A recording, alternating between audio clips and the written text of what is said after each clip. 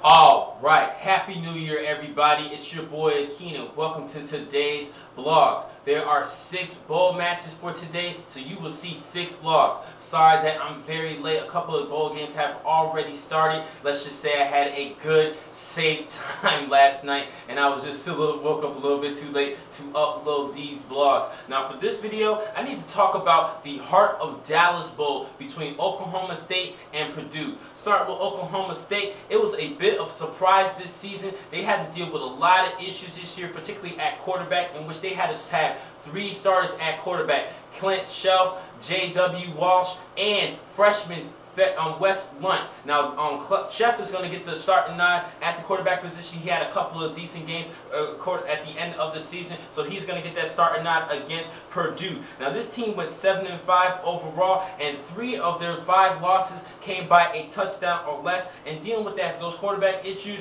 and injuries and inconsistencies, sticking with a number 1 quarterback, that was part of the reason why that offense kind of messed up, but they still posted up 44 points per game. I do like this team overall, and I already mentioned the quarterbacks. They have a great running back and the Big 12 leading rusher in Joseph Randle, 1,351 yards rushing. I think he's a good running back overall, and they also have a stud receiver in sophomore Josh Stewart, over 1,000 yards, 1,154 yards, and 7 touchdowns. He's actually 4th in the Big 12 in receiving yards this season. I think they have an explosive offense. Now, defensively, they give up 30 points per game.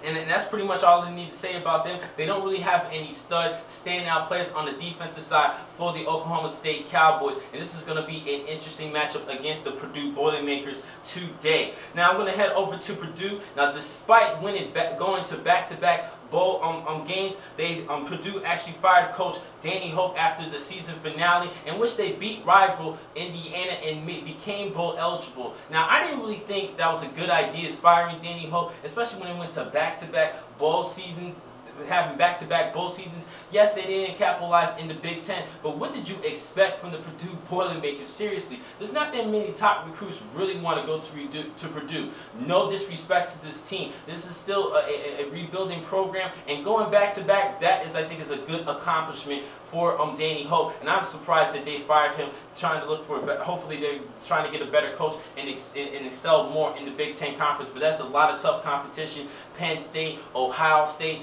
Michigan, Wisconsin, Nebraska. That is very hard for Danny. That is a very hard assignment for Danny Hope to accomplish in just a couple of seasons. I thought that was a little bit of a shock for me. Now, for the at the end of the season, quarterback Robert Marr, the transfer from Miami, actually stepped up. He had a big game against Indiana, 348 yards and 4 touchdowns. He did throw an interception, but he had still a great game overall. Now, I want to talk about other players in this team. At running back, they have a decent running back, and Akeem Shavers, 4.7 yards per carry, 778 yards rushing. And their leading receiver is Tavion Edison, 8 touchdown receptions with 625 yards receiving. Now, defensively, this is another defense that give up 30 points per game, but I do like a couple of players that they have. At the secondary, they have a good safety, and Landon Feaster. He has 76 tackles and 4 interceptions, and I think this is going to be a late rounder in the NFL draft in the future for Kawan Scott, the defensive tackle. He had 42 tackles and 6 sacks this season. I think a couple of scouts need to look at this kid in this matchup. Now, for overall, I'm going to actually go with Oklahoma State, only because the defense are pretty much even, but on the offensive note, Oklahoma State has a bigger edge than Purdue. So I'm going to go with Oklahoma State over the Purdue Boilermakers, but I think this is going to be a decent match for everybody to watch.